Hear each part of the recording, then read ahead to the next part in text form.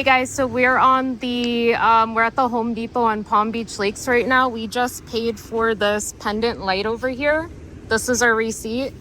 The lady is saying that this did not scan properly. However, when I price checked this item, the other gentleman in the store told me how much it was. We came here, we scanned it. This is the price of the item, and we're being detained right now, guys.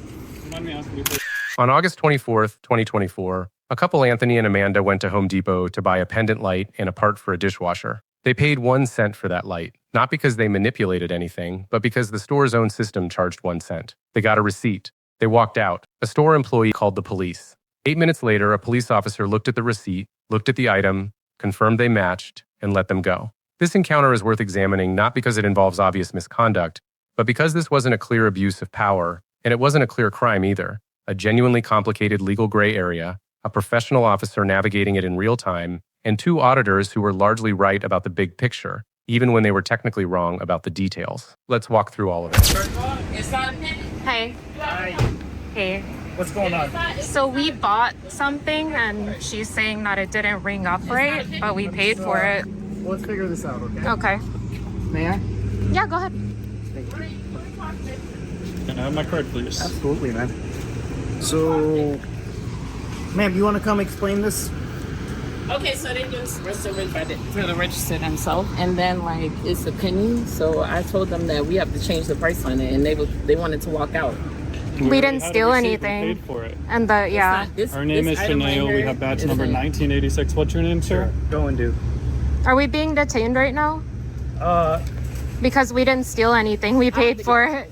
Can we talk to the manager really quick? I have a receipt. I'm not gonna sit here and wait when I If pay we're for being something, detained, man. that's a different story, but we're free to leave at this point. Oh, I mean, you guys aren't. It's just. Thank you. Have a We nice day. paid for an item. You We know, got a but receipt for it, man. Yeah. Well, actually, hang on, guys. If Are there's we free or allegations, are we being detained? Because we didn't steal anything. If they ring... Are we free to leave or are we being detained? they're making allegations. I'm trying to explain to you, man. Free to leave or being detained? You guys are being detained. Okay. Okay. Before the law, a moment. Anthony and Amanda are a couple. They came here together on a Saturday to buy a light fixture and a dishwasher part. Amanda mentioned on camera that she cannot go home and set up her dishwasher. Anthony said the same thing, that detail matters, not legally, but humanly, because it is the most ordinary possible errand. And the extraordinary thing about this encounter is how quickly ordinary becomes complicated, through no action of their own, over 1 cent.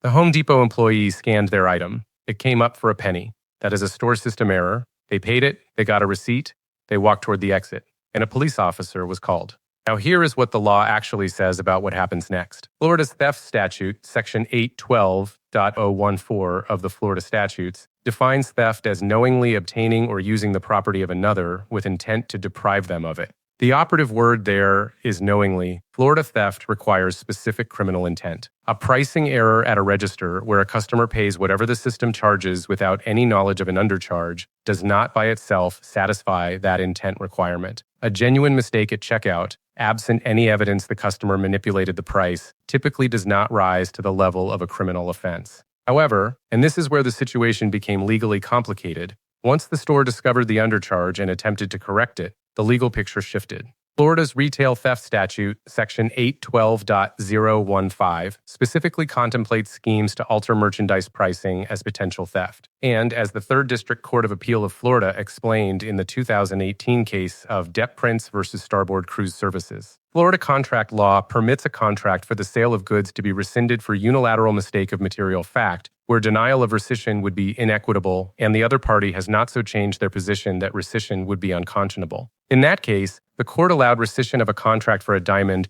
sold at a fraction of its actual value due to a pricing error. If a court were to apply that reasoning here, it could conclude that Home Depot had the right to void the 1 cent sale and demand either return of the item or payment of the correct price. That brings us to Officer Goendu's decision to detain Anthony and Amanda. Florida's shopkeeper's privilege, codified in section 812.015 of the Florida Statutes, permits both merchants and law enforcement officers to detain a person when there is probable cause to believe a retail theft has been committed. Beyond that, as a law enforcement officer, Officer Goendu could also detain the pair based on reasonable suspicion of criminal activity under Terry v. Ohio, the 1968 Supreme Court case establishing that standard, and Section 901.151 of the Florida Statute's Florida Stop and Frisk Law.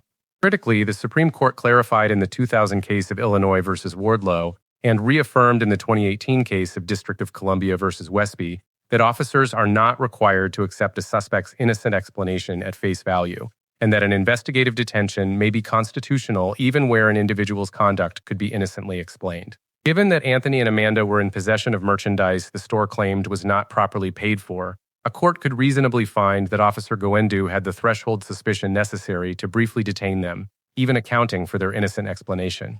If you are ever stopped in a retail setting and an employee or officer claims you did not pay correctly, stay calm, show your receipt immediately, and ask clearly, am I being detained or am I free to go? Anthony and Amanda did exactly this. That question matters because it forces a direct legal answer. Officer Goendu gave one. Knowing which legal situation you are in is the first step to responding correctly.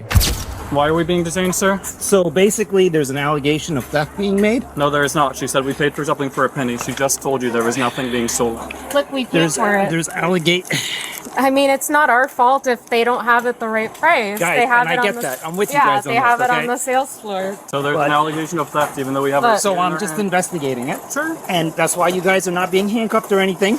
I'm sure there's an explanation to all of this. Let's talk it out, and then Okay. you guys will be good to go. I mean, Is we that have. fair? I mean, if we're being detained right now, We have a problem. yeah, we have a problem. Exactly. Yeah. Yeah, like I said, there's just an allegation of She didn't even say if we it's stole not, it. But yeah. if it's not ringing up correctly, and they're saying you didn't pay the right amount for it, then I just have to investigate it. Right, okay? that's a civil matter. So Yeah. just give us a few minutes, okay? That's fine. I appreciate it. Yeah, really. I mean- I'm working the overtime detail here. I'm just trying to make sure. Of course, but You we know what I didn't mean? steal anything. It's on the receipt. I don't doubt that, Yeah. and we'll figure this out, okay? Is your body cam rolling? Do you have a supervisor available? Yeah, my body camera's on right now. Okay. Do you mind asking So- for a supervisor, please? Sure, Thank you. We appreciate it. not a problem. 1986 this one. Hey, can you open up a 68 for me at Home Depot?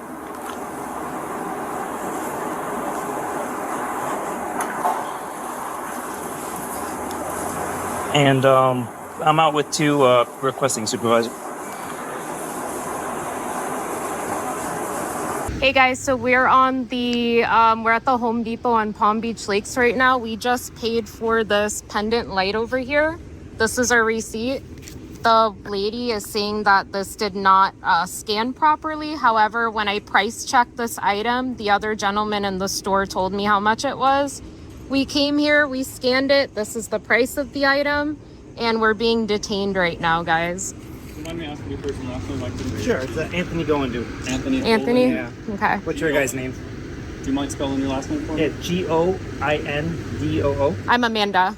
Amanda? Acura Amanda. Oh, hey, how are you? Hey, good. Nice to I'm meet so you. sorry that this is happening, you Don't know. worry. So, You'd see the issue though. I mean, we haven't stole anything, and if you're detaining us Yeah. with the shopkeepers policy, that's kind of different. So switching.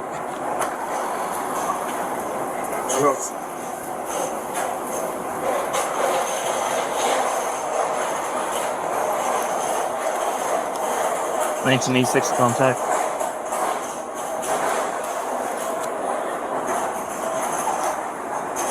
It just allegations being made by the. Can I call you Sergeant?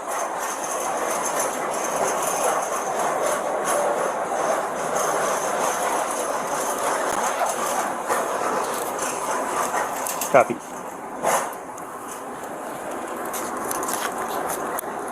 I'm gonna call my sergeant. He's wanting to Sure, know no what's worries. going on. Okay. Do you mind if I go grab my my phone? whatever you like. Okay, I'll be right We're back. not gonna go nowhere. All right. We're detained. I appreciate you guys.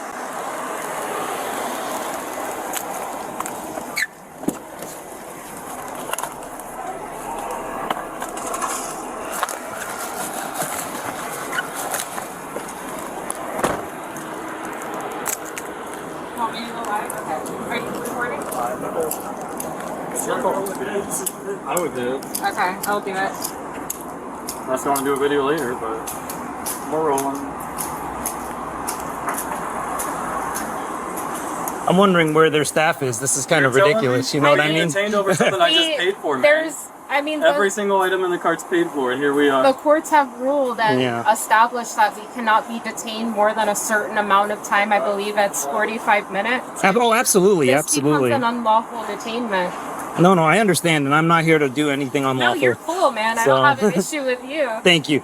You're a very nice gentleman, but No, I definitely. we have our receipt. We paid for everything. I definitely understand. This is a Home Depot issue. You know what I It mean? seems like they don't care because they're not coming out here either. Well, if they don't come out here, I'm gonna be like, at this point, it's ridiculous. yeah, You know? I mean, this is our receipt, so. Anthony just said something that a lot of people believe, that courts have set a 45-minute hard limit on how long police can detain you without arresting you. It is one of those pieces of legal knowledge that circulates widely in the First Amendment audit community and reflects a genuine and legitimate concern about the government keeping people standing on a sidewalk, or in this case, in front of a Home Depot, indefinitely without cause. The concern is completely valid. The specific number, however, is not quite right, and the actual legal standard is both more protective and more complicated than a single number suggests. So let us get it right. The Supreme Court has repeatedly and explicitly declined to establish a fixed time limit for investigative detentions. In the 1983 case of United States versus Place, the court concluded that a 90-minute detention was constitutionally unreasonable under the specific circumstances of that case, but in doing so, the court stated plainly that it declined to adopt any outside time limitation for a permissible Terry stop. 2 years later, in the 1985 case of United States versus Sharp, the court reiterated that its cases impose no rigid time limitation on Terry stops. Instead, as the court explained in the 1983 case of Florida versus Royer, the scope of the intrusion permitted will vary with the particular facts and circumstances of each case. The governing standard is that an investigative detention must be temporary and last no longer than is necessary to achieve the purpose of the stop. The court demonstrated just how flexible that standard can be in the 1985 case of United States versus Montoya de Hernandez, where it found a detention lasting over 12 hours to be constitutionally reasonable, though the facts of that case involving a suspected internal drug courier were genuinely exceptional. What this means practically is that a 45-minute detention could absolutely be found unreasonable in a case like this one, a civil pricing dispute with a receipt in hand. But it is the surrounding circumstances, not the clock, that a court would evaluate. The legitimate concern Anthony raised is real. The specific number just does not exist in the case law the way he described it. Here is the detail that is worth pausing on. The Home Depot employee who called the police never came back out. She initiated this entire situation, called law enforcement over a 1-cent pricing error, and then, by Anthony and Amanda's account, simply walked away and did not return. Officer Guindu was left to resolve a dispute the store itself had apparently abandoned. That is its own kind of commentary on how this situation arrived where it did. Detained when I'm trying to set my dishwasher up. I can't go home and plug my damn dishwasher. So you can go what- look at my objects in my car. I'm just trying to setting figure my out. So they're dishwasher. saying that you guys got rung up for the wrong item, or Something was cheaper than See, what they like- wanted it to be. Look at what our light ring up as. A penny. They How are much is it supposed. supposed to? They We are. bought it. That's We how paid much for it's it. It's supposed on to the be. They're receipt. supposed to And pull we're it being off detained of the over shelf, this. and they don't do that. The store is a mess in there. When you purchase the item, it's yours. It's in your possession. Yeah. So. Do you mind if I look at the item just to confirm the SKUs? And then if this is, you're absolutely right. Okay, Then If you go, why we're so if upset you over take this. a picture of this with your phone, and you can ask them in there, hey, how much It'll does actually this? show you It'll here. show you how So much if it you look at the is. SKU number, ending in 86 here, ending in 86 here. Every single item in the cart is bought and paid for. Yeah, So we are paid for being everything. detained over a receipt that we paid for something. that's crazy. You're telling me? That's why I'd like to go home and plug my damn dishwasher in, but instead Yeah. we're dealing with the police at Home Depot in West Palm Beach, Florida. No, absolutely. You know what? You guys are definitely good to go. If it rang up as a penny, I mean, they'll have to. That's why I'm That's so on them. livid and why we're on camera right now, unfortunately. You've been totally cool and civil, I appreciate that, but No, being no, detained that's over not a buying problem. items, I'm not cool with, man. Yeah, no, I understand. So are we free to go? Yeah, you guys are good. Goodbye. I apologize. All right. Thank you. All right. Take care, guys. Have a good day. Alrighty. Officer Guindu just looked at the SKU number on the item. He looked at the SKU number on the receipt. They matched. He said, you guys are good to go. And that was it. 8 minutes after this started, over a penny, it ended. Anthony and Amanda walked to their car. Anthony mentioned his dishwasher. Amanda noted that the Home Depot employee never returned. Officer Guindu's decision to release them once he confirmed the receipt matched the item was legally correct and factually reasonable. The investigative purpose of the stop, determining whether a theft had taken place, was resolved the moment he verified that the item in their possession corresponded to an item on their paid receipt.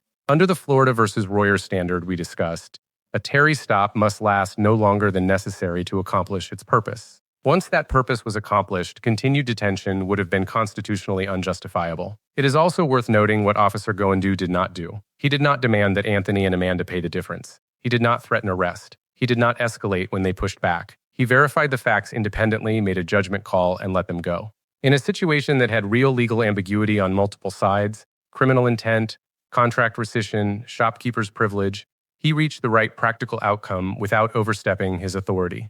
When an officer examines your receipt and the item and confirms they match, that is the investigation completing itself in your favor. You do not need to argue further at that point. Anthony and Amanda let the evidence speak, and it did. I wish I got that back end of that. So, Wow, guys, we got detained and then we're free to go. We paid for our items, and here we go. Acura Amanda, Palm Beach Free Press. Can't even go shopping, guys. But here's my dishwasher item, guys. I got some Teflon tape, some dishwasher cleaner. I'm trying to set my dishwasher. The more interesting legal layer is the contract question. Under Florida's unilateral mistake doctrine, as applied in Debt Prince versus Starboard Cruise Services, Home Depot may have had the legal right to rescind the 1-cent sale. But whether rescission of a retail contract creates criminal liability for a customer who then refuses to return the item, as opposed to civil liability, is exactly the kind of question courts, not police officers at the scene, are equipped to resolve. Officer Goendu ultimately treated it correctly. He investigated, confirmed the receipt, and let them go. What this encounter actually demonstrates is something the legal analysis alone does not fully capture, that the most mundane errand, buying a light fixture on a Saturday, can collide with law enforcement in ways that are entirely outside your control. Anthony and Amanda did nothing wrong. The pricing error was the store's. The call to police was the store's. And yet there they stood, detained in a parking lot, unable to go home and set up a dishwasher. That is not a constitutional violation in this case. But it is a reminder of how quickly ordinary life can be interrupted by systems and decisions that have nothing to do with your conduct. This encounter ended without an arrest, without a citation, and without any injury to anyone's rights that a court would likely find actionable. But it is worth filing away, because the next time it happens to someone who does not have a receipt, or does not know to ask whether they are detained or free to go, or does not stay calm under pressure, the outcome could look very different.